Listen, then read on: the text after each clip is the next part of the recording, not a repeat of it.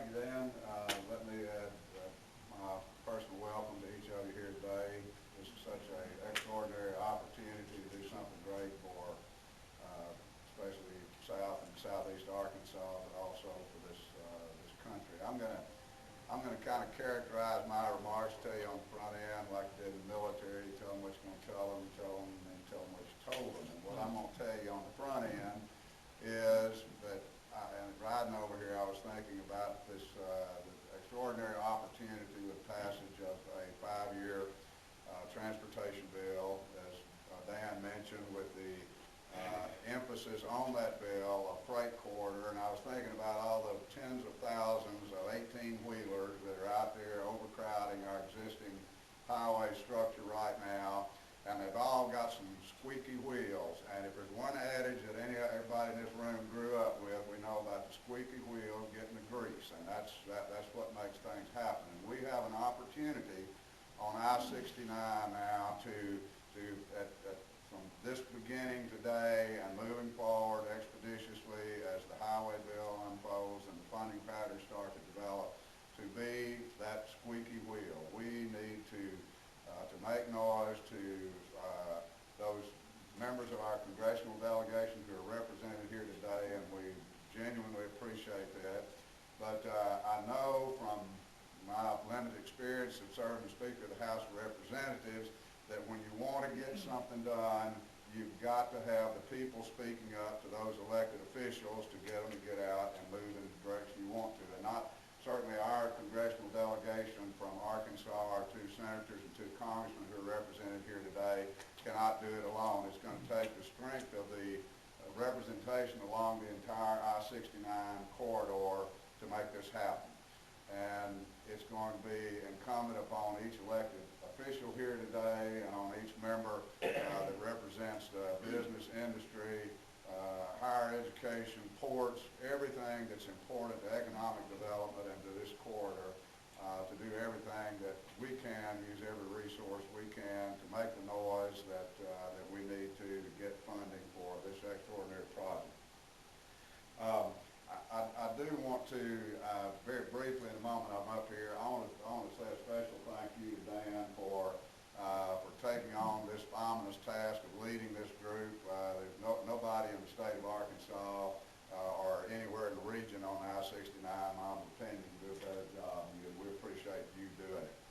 There's a couple of folks out here who I want to mention, especially a lot of friends, previous colleagues of mine in the legislature, but I'm going to identify one person out there who was when I was Speaker of the House in 2011. We had as our priority, and I'm telling this anecdotally because it can be done, we had as our priority highway funding for the state of Arkansas.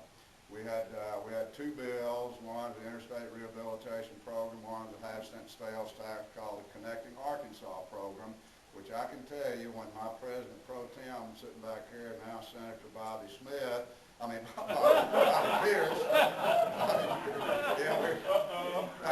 that wasn't the worst I ever called. when Bobby and I started out, he was my Pro Tem, which meant he was he covered my backside and he did all the work.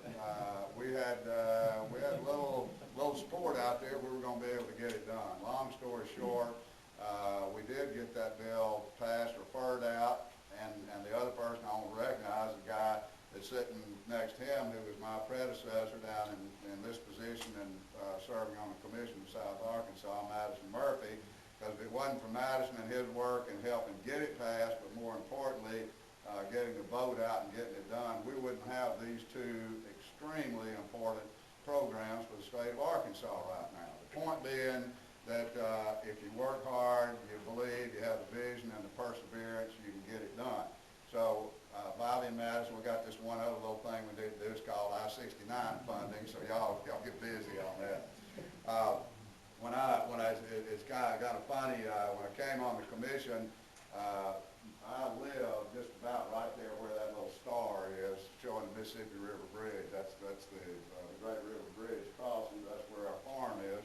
And when I came on the commission, I had some friends who would gather for a little celebration there, and they were talking and said, "Oh boy, this is this is so great. Now that you're on the commission, I know we're going to get that Great River Bridge, I-69 crossing done. I said, well, yeah, we've got, I mean, things are really in place. The record of decision there, the right-of-way, environmental, bridge design is all there. And they were like, yeah, that's good. And I said, there's only one small problem. And they said, what's that? And I said, well, it cost $1.2 billion, and we're exactly $1.2 billion short. Other than that, we're ready to go. And that's kind of where we are.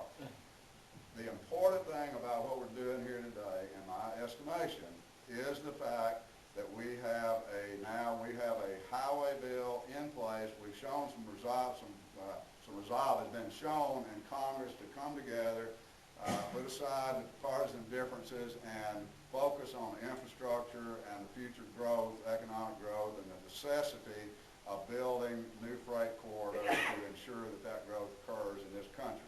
So we have a window of opportunity right now that we haven't had before. I've had people say, well, gee, this has been going on for 10, 15, 20, 30, I mean, it depends on where you want the starting point on I-69.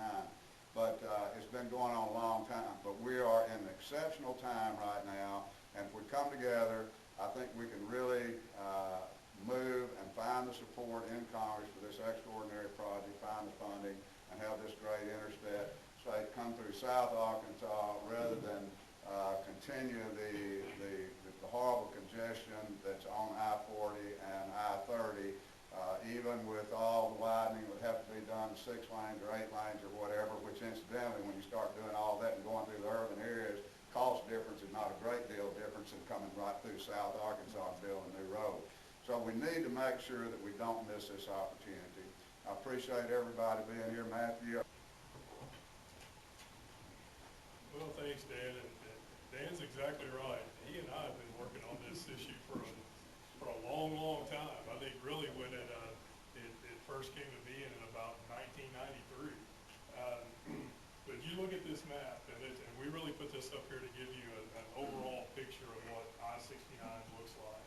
And we want to talk to you a little bit today about the whole history of I-69, where we are at different points of the corridor, what we got in the federal highway bill, and what's happening right here in Arkansas. But first of all, you know, a lot of the benefits of I-69, the biggest one obviously is economic development, especially for this part of the region. But also traffic safety, improved travel times. I mean, obviously the shortest distance between 2 points is a straight line. A lot of I-69 would straighten out a lot of the more circuitous routes that people have to travel when they're going north to south. Improved safety. Dan mentioned what they're doing in Kentucky. They're upgrading some existing roads to interstate standards where there's no more safe route that you can travel than an interstate highway. So it's upgrading safety. So a lot of this really is the reason behind Interstate 69. And I mean, back when NAFTA first passed, this was really considered to be the first NAFTA superhighway. We were going to connect Canada and we're going to connect Mexico. So we'll show you a little bit about where we are today in the whole process. But starting in 1991, like Dan mentioned, federal legislation had some congressionally designated high priority corridors in it. And 2 of them involved what's now I-69. One was Corridor 18 that went from Indianapolis down to Memphis, and then Corridor 20 went from Laredo, Texas up to Texarkana. There was a gap in there. But then they came back in 1993 and extended it from Memphis to Houston and specified that it would go through Shreveport. And at that point, when we knew we were right in the middle, is when Dan, as the director of the highway department, got with a lot of the other states in the corridor, and we established the I-69 steering committee. You probably heard a lot about the I-69 coalition. Call it the I-69 Mid-Continent Highway Coalition. A lot of the states have individual coalitions. But this was the group that was made up of the departments of transportation along the corridor, and Arkansas was named the lead state in that effort. Well, then back in 1995, another federal act specified that Corridor 18 would serve both Mississippi and Arkansas. A lot of questions before that about which way it would go. Would it be all in Mississippi and go down to Louisiana? Would it be more in Arkansas? And the legislation specified that it would serve both and designated that both of those corridors, 18 and 20, were future parts of the interstate system. So as soon as they were built to interstate standards, they would be made part of the interstate system. And this is a point where we really worked with all the other states and some consultants and had the feasibility study that had a representative corridor established, worked on the special issues study to talk about, how we're going to make these things a reality. Then in 1998, we had some more expansion, and part of that had to do with connectors. One of the connectors that was named in that legislation was the connection from Interstate 69 up to Pine Bluff here in Arkansas. Then we did a lot of that work to really get the route laid out. One of the things that we figured out at that point that I'll talk more about in just a minute was, this is a big, big task. And we broke the whole corridor into sections of independent utility. Those are sections that would function on their own even if nothing else were built. And all the states kind of went off on their own and started working on the environmental work, the design work. All the while, we were still trying to keep the steering committee together. Well, then in 2007, they came up with this program called Corridors of the Future. And we thought, well, this is going to be it. This is going to be the way that I-69 can be funded. And we submitted an application, and I-69 was actually named one of 6 corridors of the future. Now, the really interesting thing about that is that I-69 is the only corridor that was named as part of this program that wasn't all built. The other 5 corridors were all on the ground, and they just needed to make upgrades to the existing corridors. We had a long way to go, but that's how important we think this is, and I think that's how important it shows they think it is at the federal level, that it was named one of 6 corridors of the future. We did get a little bit of money for an innovative financing study, not a lot of money to build it yet. But I want to show you where we are today. And Dan mentioned a lot of it is actually on the ground, from Port Huron, Michigan, all the way down into Indiana. A lot of places in Indiana, it's under construction. It's either under construction or open to traffic. You get down into Kentucky, part of it's open, part of it is under construction using some of those existing routes that they have.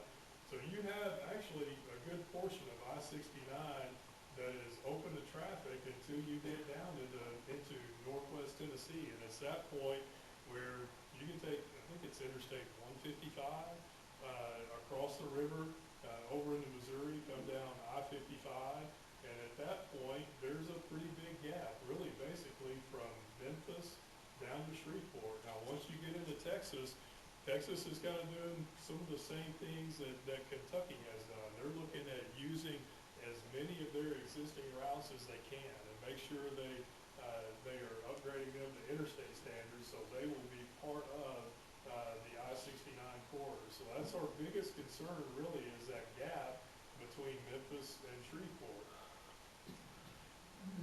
Overall, 2,730 miles of I-69. The estimated cost to complete it nationwide is $30 billion. That's a lot of money, and we understand that. But like I mentioned before, we've broken it down into 32 different segments of independent utility, and I mentioned the innovative financing study. This was really the point that the steering committee got back together. We had $800,000 that were given to us as part of the Corridors of the Future program. And 7 of the 8 states put in $25,000 apiece to make $875,000. Michigan didn't contribute to that one because it already exists in Michigan. They didn't really think that they would benefit from it. But $875,000 for an innovative financing study. What's innovative financing mean? It means you go borrow the money and figure out how to pay it back, basically. It was really a nationwide toll study for Interstate 69. A lot of the places that the tolls would work were mainly places like Indiana, Western Kentucky, and down in Texas, where you either have most of it already on the ground and you don't need a lot of cost to upgrade it, or you have a lot of money and a lot of traffic to be able to pay back the bonds. That really doesn't work between Memphis and Shreveport, and that was one of the things that we found out in one of the statements in the study. It says, it appears that significant federal assistance will be required to advance development of the I-69 corridor. particularly giving a high cost in a couple of the river crossings. One of them is the Ohio River between Kentucky and Indiana, and one is the Mississippi River right here between Arkansas and Mississippi. I think we probably could have told them that for less than $875,000, but now we've got a lot of information, and we've looked at every stone that we could look at and turned it over to figure out where we could find the money. But in the end, it's right. It is going to take a significant contribution from the federal government to be able to make a corridor like this a reality. Well, now I know a couple of people have already mentioned the federal legislation that has passed. It's called the FAST Act, Fixing America's Surface Transportation Act. It is a 5-year authorization bill, and it does have 5 years worth of funding. Now, I know y'all are laughing about the FAST Act because it took a few years to get it passed. It wasn't really that fast. But we are really happy that it is a multi-year bill that is fully funded for the whole period. But a few things that are of note. One is the National Freight Program, and the other one is a program of nationally significant freight and highway projects. This bill had about a $20 billion increase over the last highway bill. About half of that increase, a little over $10 billion, is going into these two freight programs. First of all, the National Freight Program. It is really a program that is going to allocate that funding to the different states, just like they do the majority of the other federal highway funds. It is going to mean about $17 million a year for Arkansas. And I say that because that's really important. $17 million a year for 5 years still doesn't get you a long way on I-69. But this is still a very important program. One of the things that we have to do is we have to develop a state freight plan, and we are well on the way for that. We do have a consultant working for us to help us to develop that state freight plan, because really freight is one of the big reasons that I-69 can be a benefit. That is really one of the main freight corridors from north to south. The other program, the Nationally Significant Freight and Highway Projects Program, it is $900 million a year. That's a significant amount of money. One of the important things about that is we're still going to have to contribute quite a bit of money. That's 60% federal, 40% match for that program. So there's still going to have to be a significant amount of state and other funds put in to match this program. Now, this is an application type program. It's a grant type program. We'll apply for whatever we think we can do. $25 million at a whack. I think that what they said is the minimum amount of funding that they would approve would be $25 million. They're looking for projects that are over $100 million. Well, we don't have any problem with that. About any way you break this down, we can break it down into projects that are well over $100 million at a time. But still, $900 million a year nationwide is a significant amount of money, but it's going to take a significant amount of money for a corridor like this also.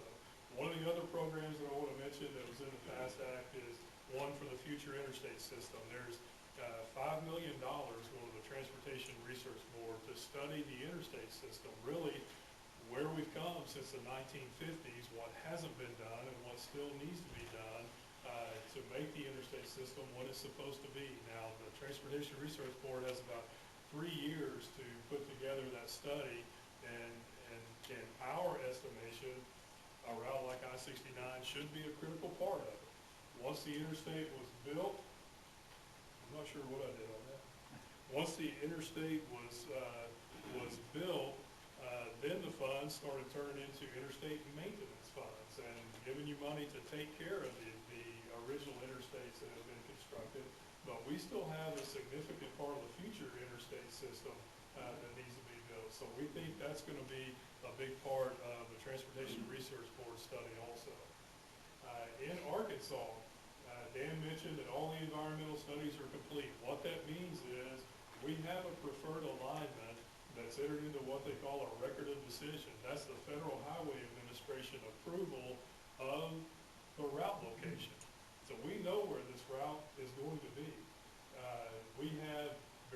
stages of development along the route. It's about 184 miles in Arkansas. In Arkansas, the cost to complete I-69 is about $3 billion. We have 4 of those 32 segments of independent utility. Over the life of I-69, we've been fortunate enough to receive about $300 million in congressionally earmarked funds. All of that money has either already been spent or it is designated for some projects that are coming up just in the very near future. This is a little bit better look at the segments of independent utility in Arkansas. One is where it crosses the Mississippi River just north of Arkansas City over to Highway 65 in McGee. The second one is from Highway 65 in McGee, swings south of Monticello, north of El Dorado, and ends at Highway 82 west of El Dorado. The third one is a joint segment with Louisiana that starts at Highway 82 west of El Dorado and swings southwest into Louisiana. And then the fourth one is that interstate connector from future Interstate 69 west of Monticello up to Interstate 530 in Pine Bluff. So there's a look at that part of the connector, or the corridor. Where we are today, most of the earmarked money that we have received has been for the connector from Pine Bluff down to I-69. We have bought right-of-way for all 4 lanes in that corridor. It's about 42 miles long. We have built 2 lanes from Interstate 530 down to south of Star City to a connector that goes over to 425 and Highway 11, which goes over to Highway 63. We've also completed it from Highway 35 down to Highway 278. And for the corridor itself, we have it under construction on the south side of Monticello. But it's really going to serve as a Monticello bypass. The grading and structures is underway from Highway 425 over to Highway 278 east. Once that is nearing completion, we'll let the basin surfacing. Then we also have a project that will do everything at once on the west side of Monticello from Highway 425 over to 278 west. And that project will also include the extension of the connector from Highway 278 down to future I-69. Now, the Monticello bypass, we're building it the same way as we are the connector. We bought all the right-of-way for 4 lanes, and we're building 2 lanes at a time. We're trying to make the project match the funding that we have available. Other than that, we have, well, let me talk about the connector first. We have about $52 million left on the connector, and that's the cost that it will take to finish the one little gap in the connector from the 11425 connector south of Star City down to Highway 35. We need about $52 million to finish that segment. So that would bring the 2-lane total of just over $252 million. To complete the connector as a 4-lane interstate type route will take another $360 million. That's to add the other 2 lanes and to build the interchanges along the corridor. So that brings the connector total up to over $600 million. Now the Monticello bypass, I talked about that just a minute ago. It is under construction on the south and east sides. We have it scheduled for late 2017 on the west side to include the connector up to Highway 278. That's about $92 million worth of work just to get the 2 lanes built for the Monticello bypass part of future I-69. For the Great River Bridge section, we've been working on this for a long time. At first, the concept was the Great River Bridge, just a connection across the river between Mississippi and Arkansas. Then when I-69 came along, the question was whether the Great River Bridge and the I-69 crossing the Mississippi River were going to be the same. Well, we know that is going to be the same now. This is about 16 miles in Arkansas. So we talk about it being the Great River Bridge, but it's actually a fairly long corridor to get across the river and over to Highway 65 north of McGee. We are in the process of buying the right-of-way for this corridor now. We have had some earmarked funds that were designated for the Great River Bridge section of Interstate 69. And we are buying the right-of-way for all of this corridor right now. And we can see the light at the end of the tunnel for being able to have that right-of-way acquired. So that means everything's going to be ready to go. The design is substantially complete. The only thing we're waiting on is having the money available so we can really put the plans into a format where people can bid on it. So we know that this is a big, big ask. This is, I think Robert said, $1.2 billion, and we're $1.2 billion short. Well, now it's $1.3 billion, and we're only $1.3 billion short. It's a little over $900 million in Arkansas, and you can see that the greatest link is in Arkansas. So we're working with Mississippi on this too. They're as interested as we are in trying to be able to complete this section of I-69.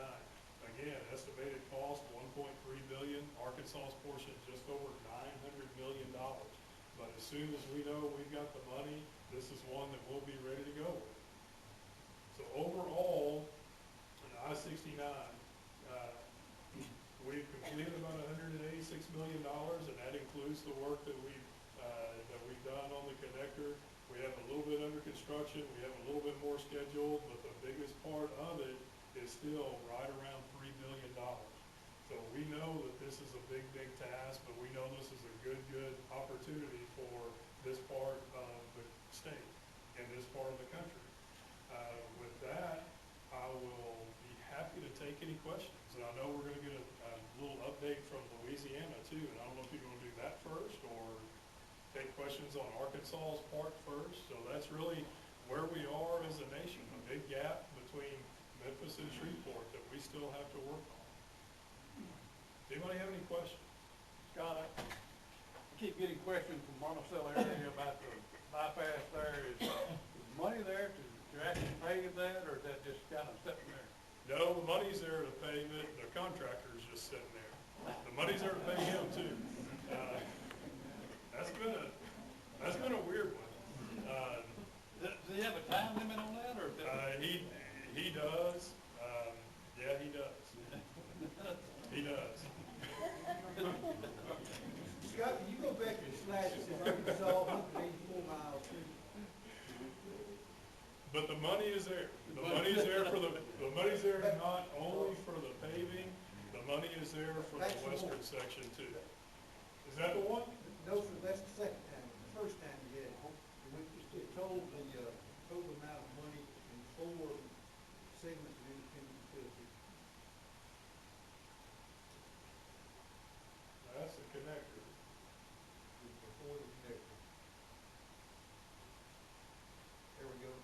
This one? Okay. No, this one. That one? Yeah. Yes. Okay, that's what we need to do. Would be, $3 billion total, and that would build our share of the Great River Bridge, all 4 lanes from the Mississippi River down to Louisiana, and the remaining segment on the connector, plus the additional lanes on the connector. That doesn't include the bridge. It includes Arkansas's share of the bridge, right? You know, Scott, it's important to mention, Robert was talking about 1.2, we're saying 1.3 now. When we first started talking about that bridge, it was around 700 million. That's how long in the inflation. It was, and The connector was only $319 million. and it's 616 now. That's exactly right. So a good way to think about it is, when they got, I think today, Ricky got the famous $100 million. And by the time the first job was the purchasing power, that $100 million has been $152 million. Well, that's right, and since 1993, when the steering committee first kicked off, construction costs have gone up about 181%. That's what's happened. But we haven't had a federal fuel tax increase since 1993. So that's what's happened. Our revenue has stayed relatively flat. You know, luckily, Congress has been able to put some more money into the trust fund. It has usually been coming from, and this new act is no different, one-time sources. So it's not something that's sustainable. At the end of this 5-year period, we're gonna be back in the same boat. So that's something to think about. Since 1993, when we first started looking at this corridor, construction costs have gone up 181%. Address the issue on the Great River Bridge.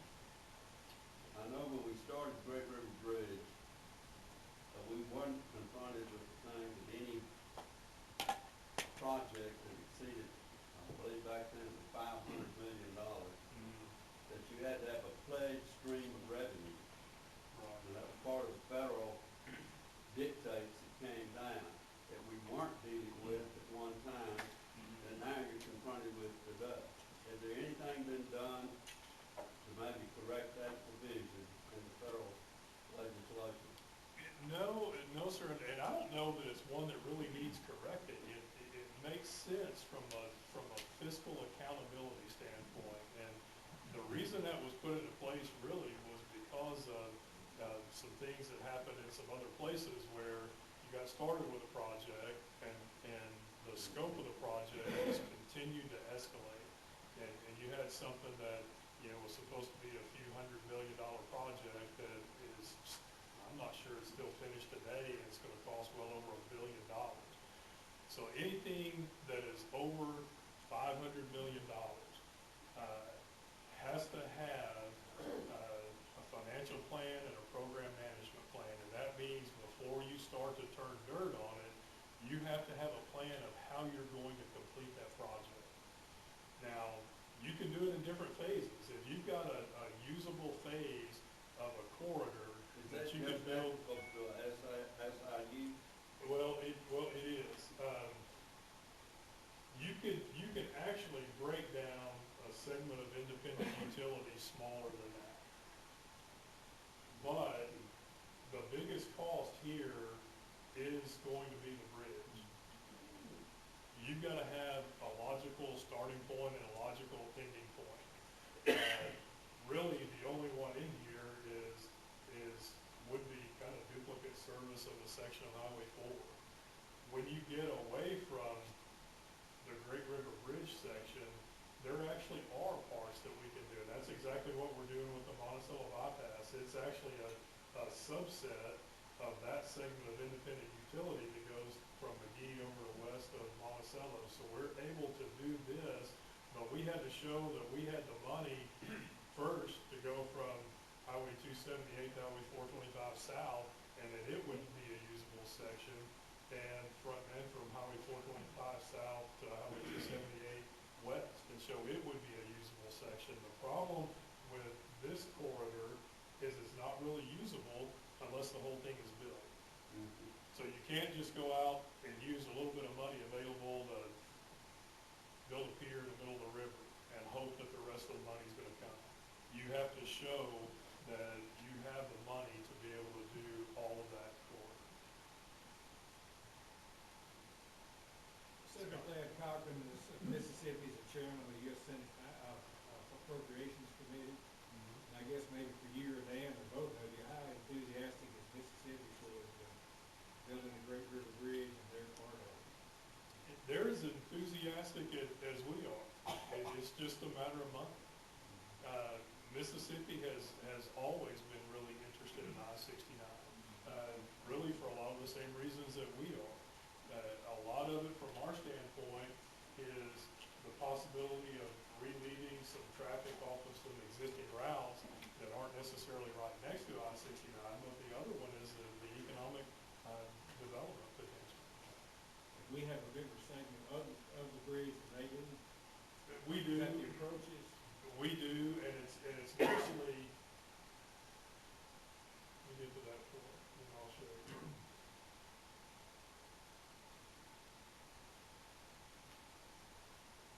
So here's the river. It connects from Mississippi Highway 1 over to Highway 65, north of McGee. And you see there's nothing between Highway 1 and the river. So there's nothing to connect to if you started building that road. So you have to at least build it from Highway 1 over to Highway 4. And then at that point, from Highway 4, if they're coming across, you've got to come back down Highway 4 through Arkansas City to get back to Highway 65. The other thing is, sure, you could build this section and it would function by itself, but really without the river crossing, all you're gonna do is duplicate the service that Highway 4 provides. But you can see that the route from the river over to Highway 65 is longer than the route from the river over to Highway 1 in Mississippi. So we've got a longer approach before you even get to the river. And there are actually longer approach spans on our side of the river than there are on the Mississippi side. So our share, a little over $900 million. So their share's not quite 400 million. But they are just as excited as we are. It's just a matter of money. Yes, sir. Back to the 5-year highway program, the new law, federal law, is there money in that that we can use, but we have to come up with the matching? Or to make sure I understand that right? There are two different parts of it. Go back to that slide. There's the National Freight Program. And there's money that comes to every state as what we call formula funds. You know, they distribute, and Congress, Federal Highway Administration will distribute that money to every state. For Arkansas, it's a little over $16 million a year over that 5 years. And that's money that we will have to decide how to spend, and we're working on a state freight plan to look at where that money needs to be spent. Now, that money does have to be matched, just like our normal federal aid. The other program is Nationally Significant Freight and Highway Projects Program, and that's a, for lack of a better word, a discretionary program, where we will have to apply to Federal Highway Administration for funds. There's about $900 million a year nationwide. The matching on that one is actually a little bit bigger than normal. Normally, the federal share is about 80% of a project, the state share is 20. In that program, they're offering a 60% ratio. So the state would have to come up with 40%. So it's a little bigger program, but it's also going to require a little bigger match. But again, that $900 million a year is a nationwide number. So you're going to have all of the states across the country. Ports are going to be eligible. You may be able to spend money on rail and things like that. So you're going to have a lot of competition for funding under that program. But it's $900 million a year, and it's an applications-based program. But I will say this. Remember I said back in 2007, I-69 was named one of 6 corridors of the future. I think I-69 can compete with anything across the country, just like we did then.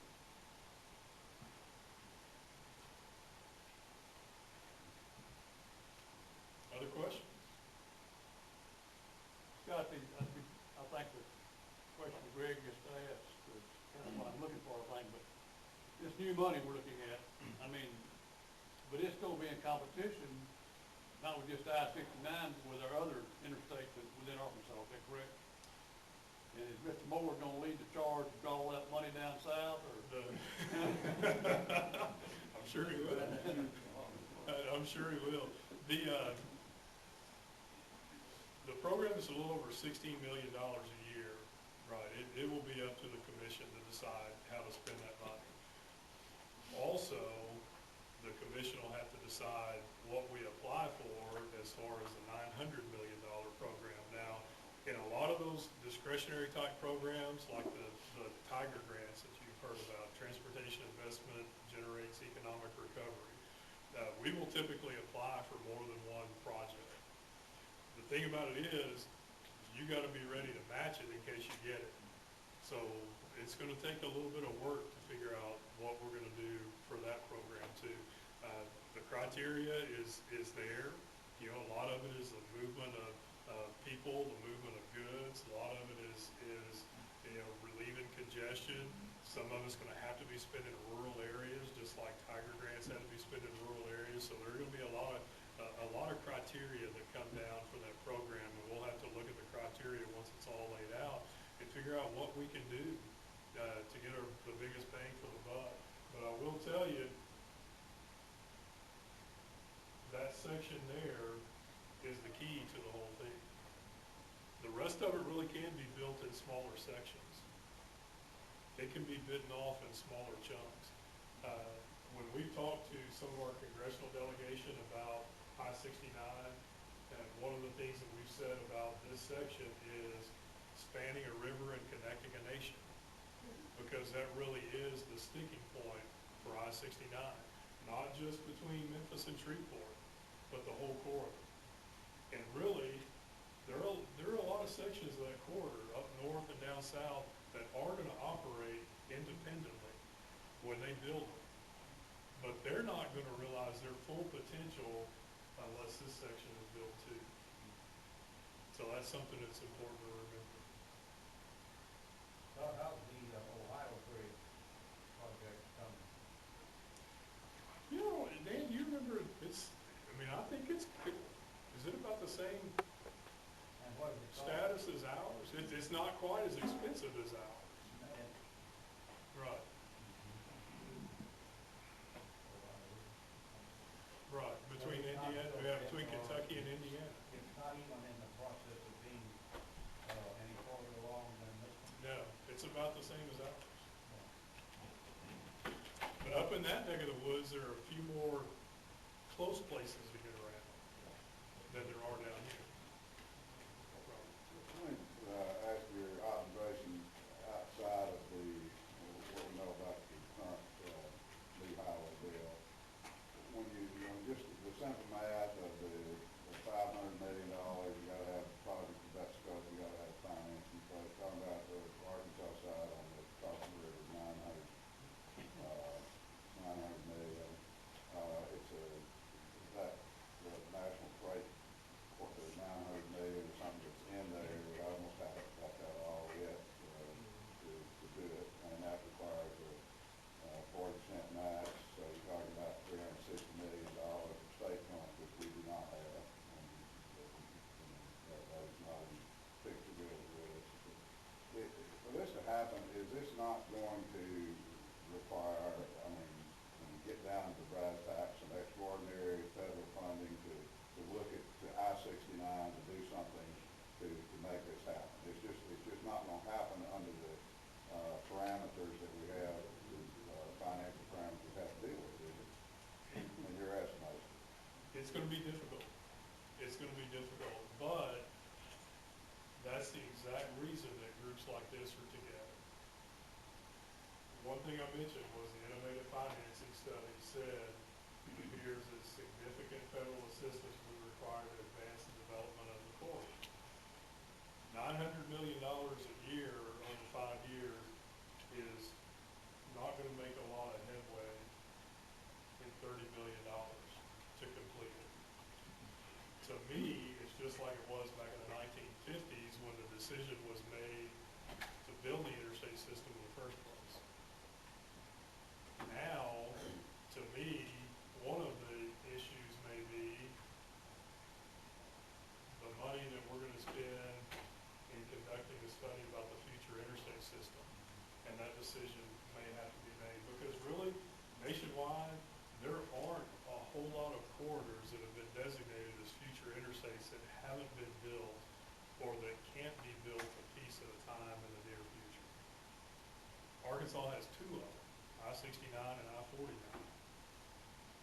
And when you look at the benefits that they bring, and I haven't even talked really about the Panama Canal expansion, but once that's completed, Houston upgrades their ports, you can bring more freight into the country. It's gotta go somewhere. And without this, it is gonna take the path of least resistance that we talked about before. But this really gives an opportunity for a true international corridor. But I think this study may be pretty important also. $900 million over 5 years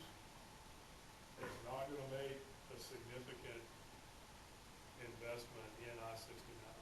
Well, and the point being, obviously, Mississippi make work, we're gonna build $900 million out in the Mississippi River, they gotta have their, 400 million, and while it's not as, ominous financially on their end, they're no different than we are in crap for, state funds and that. It just, I think my point is, as we're looking, as people leave here today, it's like, what are you gonna do?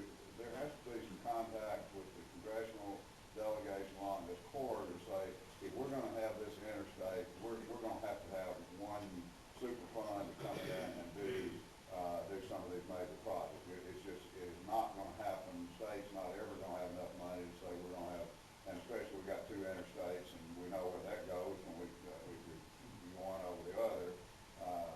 It's just not gonna happen. It's realistically not gonna happen. So it's gonna take some extraordinary funding out of Congress, and to me, that's where this group needs to walk out and say, this is what we've got to find. That's exactly right.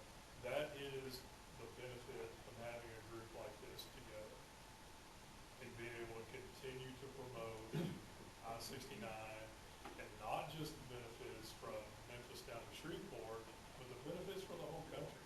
They've been well laid out since 1993, when we did the feasibility study, the special issue study. All of those things have been well laid out. The argument for I-69 is there. The argument was there when we went to compete against every corridor on the ground across the country, and we were named one of 6 corridors of the future. The argument is there. Scott, look, I can remember some figures going way back, but the feasibility study on I-69, I believe I remember, Dan, that we were told at the time there were very few corridors that had the rate of return on investment that I-69 would carry with it. If I remember right, it was like for every $2 spent, you were gonna get $2.50 to almost $3 back. Do you remember what that was? It was $1.57. For every dollar you spend, you would get $1.57 in economic benefits. It was the benefit cost ratio was $1.57. You spend a dollar, you get $1.57 back in benefits. But I'll tell you, even since then, that was one of the first times that really nationwide people started using the economic return about transportation investment. Now, just in general, for every dollar that you spend on a transportation project, the rate of return on that dollar is about 3.5. So for every dollar you spend, you get about $3.5 in economic benefits return. And that's, from a lot, from reduced congestion, improved safety, improved travel time. You drive on smoother roads, it's not going to cost you as much. And then there's all the development that comes along with the highway construction itself, and then the secondary economic development because of the transportation.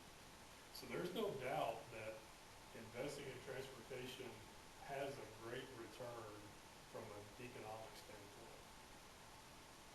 In the $110 million that for improving roads in Arkansas, interstate roads, that the Blue Ribbon Commission has spoken about, is any of that money allocated to completing part of the projects as along the I-69 corridor, or the Monticello projects and those kind of things? Well, we hadn't allocated it because we don't have it yet. But is it part of the discussion? No, no, that $110 million was a short-term number to make sure that we can match our federal aid and that we can take care of our existing system, like an overlay program. So that $110 million is to make sure that we don't turn back any federal aid to Washington, and that we can have a program where we overlay existing highways. Now, when you get to the point in the Governor's Highway Funding Working Group, when you get to the point where you start to be able to invest in things like this, is the longer term, and we're saying long term 10 years, where we need an additional $400 million a year. At that point, we can start doing more of this. But in the interim, we've got to make sure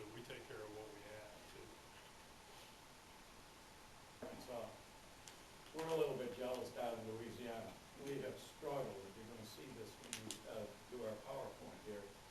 We put together a coalition that was really effective, and y'all are to be congratulated.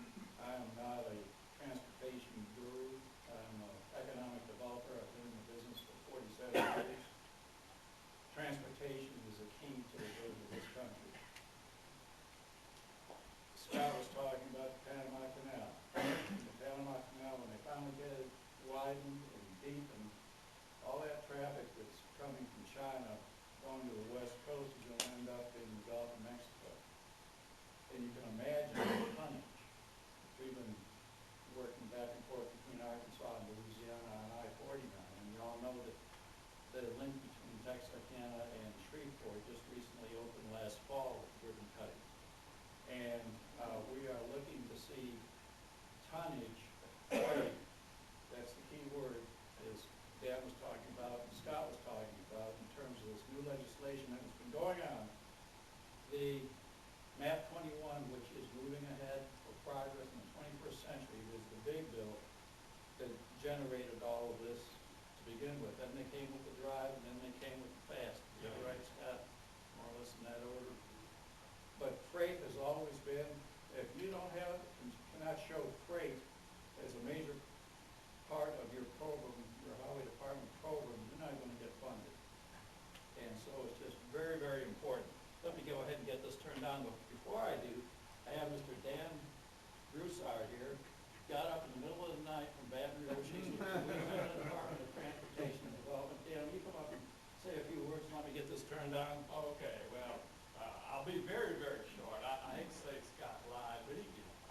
I don't really have a presentation other than to say that my name's Dan Broussard. I work in our transportation planning section of the Louisiana Department of Transportation and Development at headquarters in Baton Rouge.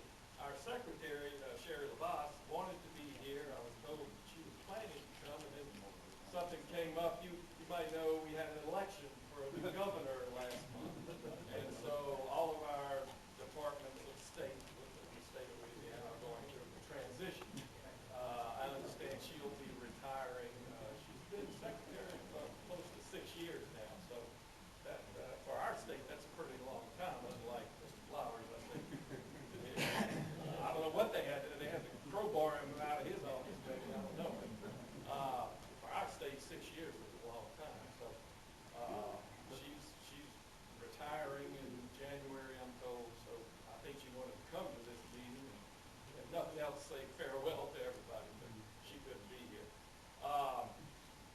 Scott said, you know, Arkansas was $3 billion short. Well, we're in a little bit better shape. We're only $2 billion short. And so, and incidentally, that's just for a section or a segment of individual utility. Our portion of 14, which is from Shreveport up to El Dorado, and SIU 15, which is all in kind of the southeast quadrant of Shreveport. That $2 billion doesn't even count our portion of SIU 16, which goes from south of Shreveport pretty much west into Texas. We share SIU 16 with Texas. Texas DOT has been handling the environmental work for that segment of independent utility, and we don't yet have a record decision for that. So for that segment. So all I can say, I can just echo what everybody else has said. I did get approval for this statement from our Deputy Secretary, Dr. L. Garrett Calavoto. LADOTD supports establishment of a special federal program and fund to complete I-69 and other similar facilities. You talk about freight and bottlenecks. Anybody who's ever tried to drive through Baton Rouge on I-10, pretty much between midnight and I guess 11:59 p.m. the next day, you'll know certain times of the day it's pretty tough to get down I-10 across the Mississippi River down in Baton Rouge. So we have freight corridor problems, not just for the yet to be built I-69. So that's all I have, Max. I would like to, well, I understand Mayor Walker, you're going to say something in a minute, I'm sure. Okay. Also with this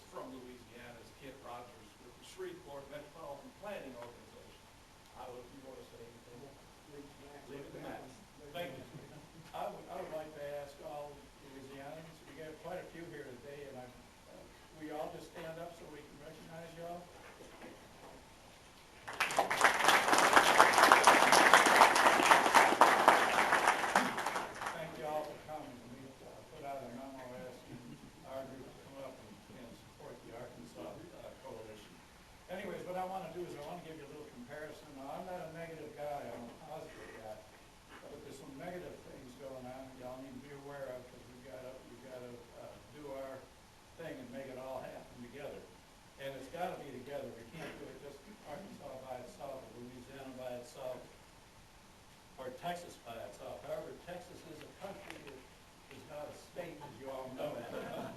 And they spent 21 years in Texas working on their portion of I-69. We'll start off with a problem right here. Scott talked about the leg from, where am I? All right,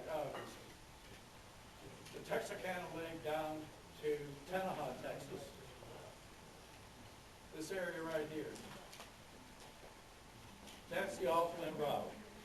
If all that happens, there's 42 cities that are I-69 goes through in Texas.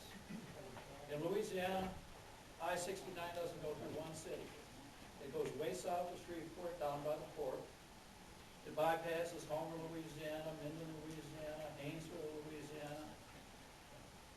We have our work cut out for us, both politically and financially and in every other way.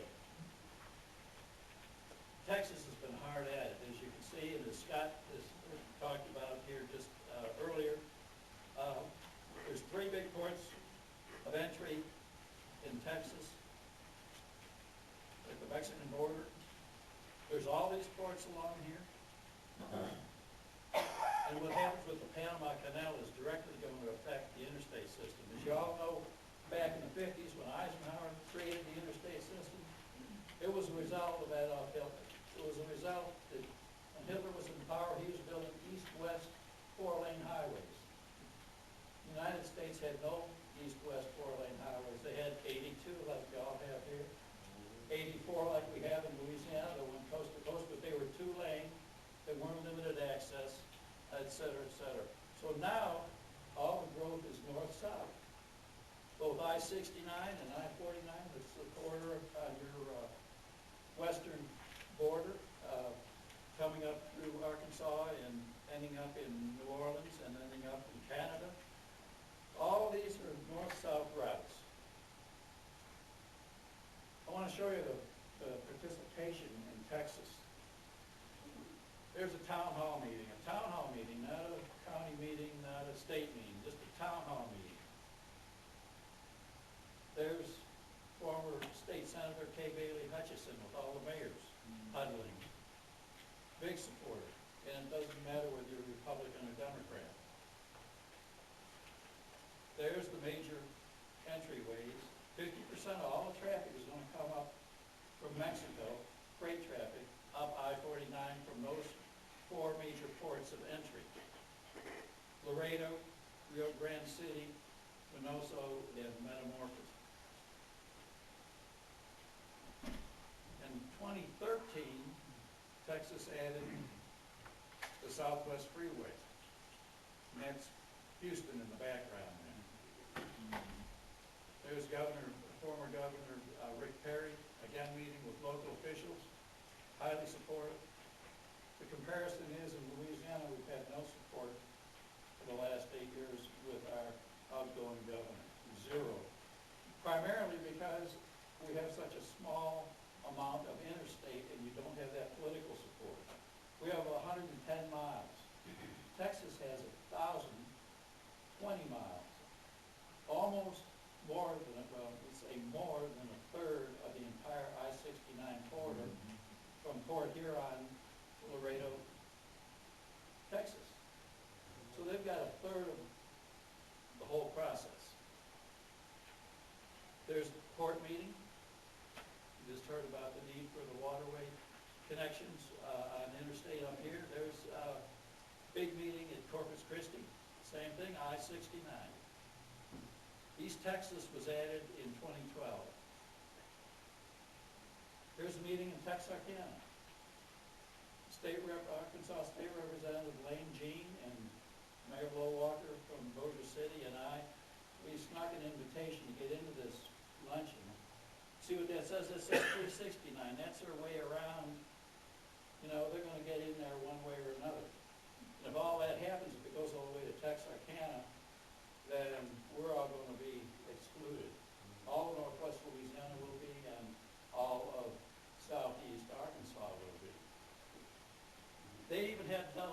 say, I know you can't read that sign, but that's Hidalgo County. You know where that is in South Texas? I mean, that's way down there. They have 2 tablespots of people up there at Texarkana attending this announcement. They had both U.S. senators, 3 or 4 congressmen, every legislator from Laredo all the way to Texarkana attending this particular luncheon. That's how supportive they are. I'm trying to contrast. In Louisiana, we had no opportunity to have this kind of support. That's the same luncheon. Representative Gene, he just lowered his head and shook his head. He says, Max, he says, we got our work cut out for us. You know, so. And they have basically done it. They're spending about $100 million a year on I-69, different parts of it. They've also got the federal government to fund through Homeland Security. I-69 is a major evacuation route for hurricane disasters and other resiliency type activities. See the gentleman shaking his head back there in favor. So we got our work cut out for us if we want to go ahead and get I-69 through our part of Louisiana and your part of Arkansas. Last spring we held 3 forums. The first one was in Bossier City at the Civic Center. All well attended. Mayor Walker in the newspaper.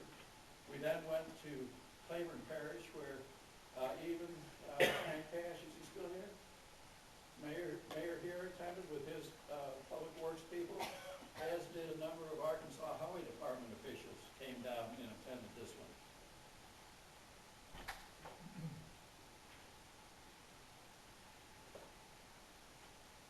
There's 2 Arkansas Highway, you recognize them, Scott? From the department. And J.T. Taylor from Haynesville, who's on the executive board of I-69, and Mayor Walker. Back that up. Notice again, all the newspaper articles, they all have that leg in there where it's supposed to change at Tenaha, Texas, and come into Louisiana. They have that leg up to Texarkana. Now, I'm not blaming them. I mean, they got their act together.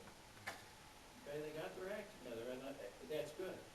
But let me tell you something. We had the head of the Texarkana Chamber of Commerce come and talk in Polk, Arkansas at our last meeting several months ago, and he commented about if I-69 becomes a reality, he said that the traffic load on Interstate 30 and then merging with Interstate 40 will be just horrendous.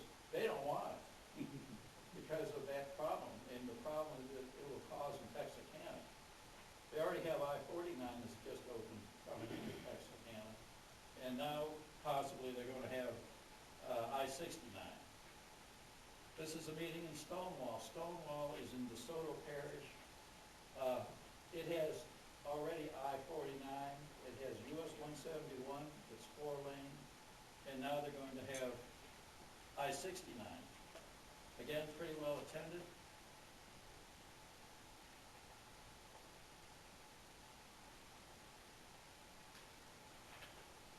So what does Stonewall do? In April and May of this year, they began annexing all the land where the corridor is going to come through. And that process has been completed. I-69 crosses both I-49 and US 171. And so they are now set, should the highway happen, that they will be able to control the growth and development as it comes through there. And the other comparison I want to mention is the ruralness of I-69 and I-49. I mean, they're both rural routes.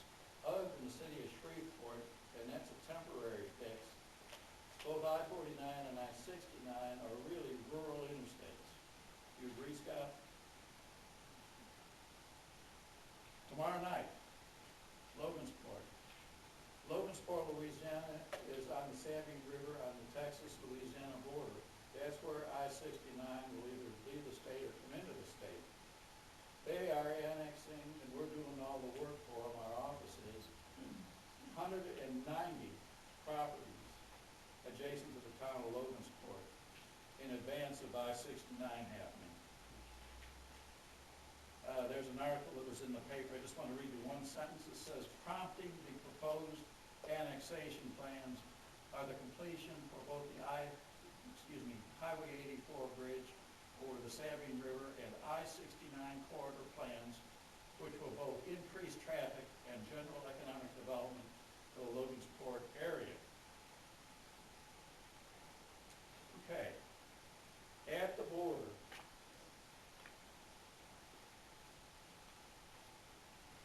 this is highway, Dan, you want to comment a little bit? You want to talk about the bridge? Okay, well, let me just tell you, these pictures were taken this past July.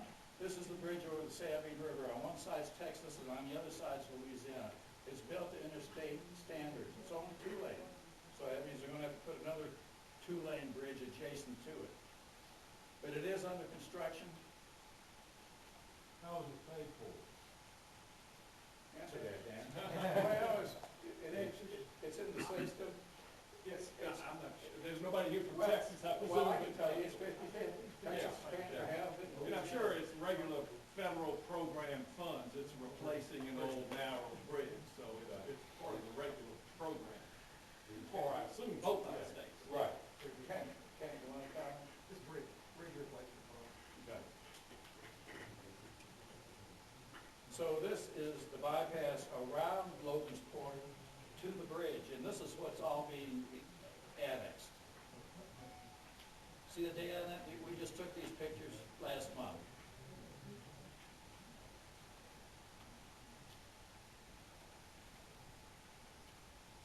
There's the new bridge over here. The old bridge, that highway there is Highway 84 that starts over on the east coast and goes to the west coast. You can't tell in that photo, but it's all 4-lane highway over here in Texas as it approaches the bridge. They're getting ready for it to be interstate.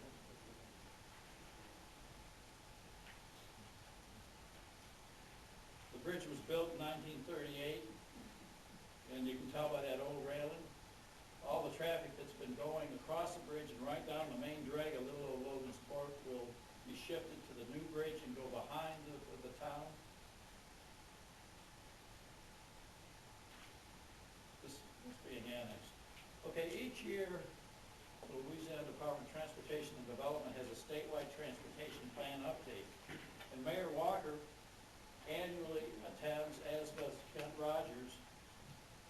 And here are our I-69 projects included.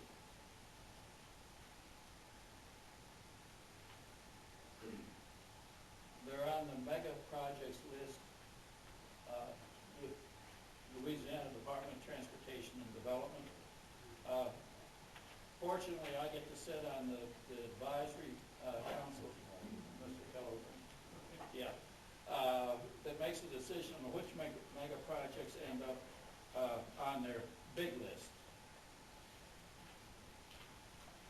In Louisiana, our focus is on the Red River Bridge over the Red River, again, south of Shreveport and Bossier by the head of Bossier Port. We have $12 million approximately, or is it give or take a little bit there, Ken? Is that right? All right. Okay. In federal earmark funds, our portion of I-69, SIU 14 and 15, which 14 of course is El Dorado down to Houghton, and 15 is Houghton to Stonewall, is about $2 billion. And Dan just mentioned they support special federal program funding for the project. Louisiana also doesn't have the funds to do the whole thing. This leg is in old dollars. It's 4 years old, so the dollars have gone up. The mileage hasn't. There's 30 miles in Arkansas, 40 in Louisiana. It's probably $600 million for the Arkansas section and probably 8 or 9 for the Louisiana section. What the state wants to do is use the earmarked funds for a preservation corridor plan. Now what that is, that's a secret code. What that is that's trying to acquire the property at key locations, correct, that a developer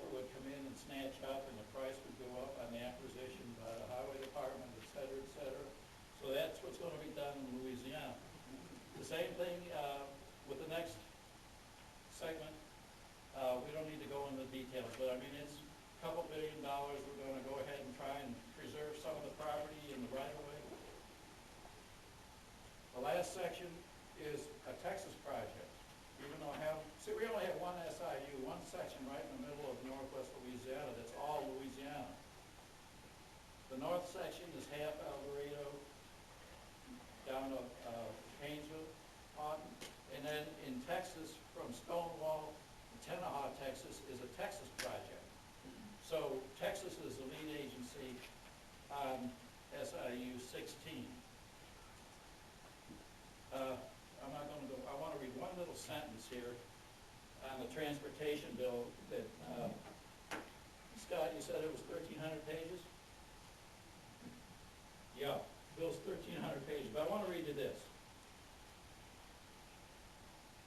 STAR Act recognizes the critical role of counties and other local governments play in the nation's transportation system by increasing the amount of funding available for locally owned infrastructure and putting more federal highway dollars in the hands of local decision makers. Additionally, the bill addresses safety issues, high-risk roads in rural areas, and funding for other systems. It also authorizes $800 million for other projects, including bridge replacement, etc.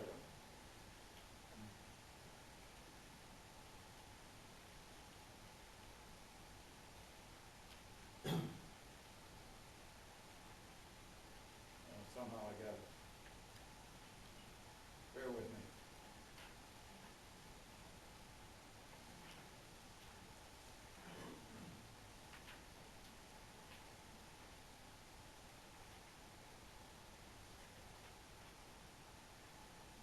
Well, I don't know what I did here.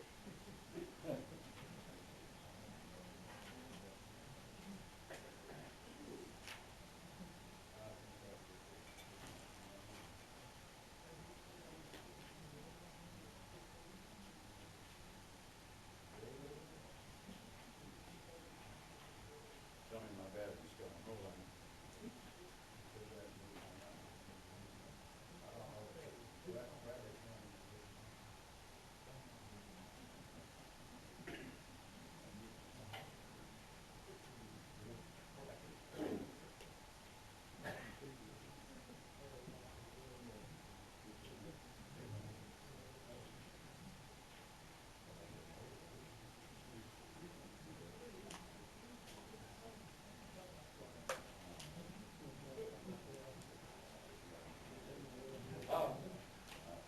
Let me pick up, we've had, not only have we had meetings in Louisiana, but we've had a number of other meetings.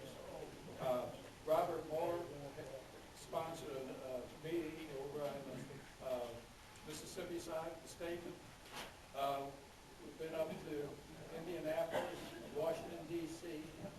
This was an executive committee meeting.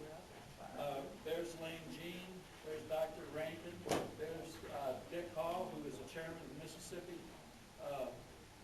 Transportation Commission, and many others. So we've been busy. We're trying to recruit everybody we can. I want to give you a very brief comparison between the two interstates that I mentioned just a little bit earlier. This is construction. These were taken November the 6th. This is I-49 coming into I-220 at Shreveport. It's the last leg of I-49 that will connect it completely from I-30 at Texarkana all the way to Lafayette, Louisiana. And again, both highways are so similar in the demographics and in the costs. I-49 costs the state of Arkansas and the federal government and us taxpayers about $400 million. And in Louisiana, about $600 million. It was about $1 billion to go 70 miles. And it's well worth it. Everybody in Miller County is just exuberant about the opening of I-49. One other thing I want to point out, this is Caddo Parish, I-49 coming up. Notice that all communities are not connected directly to the interstate. They're all outside of it. And Caddo Parish is zoning each of those interchanges so that they can control the growth and development that's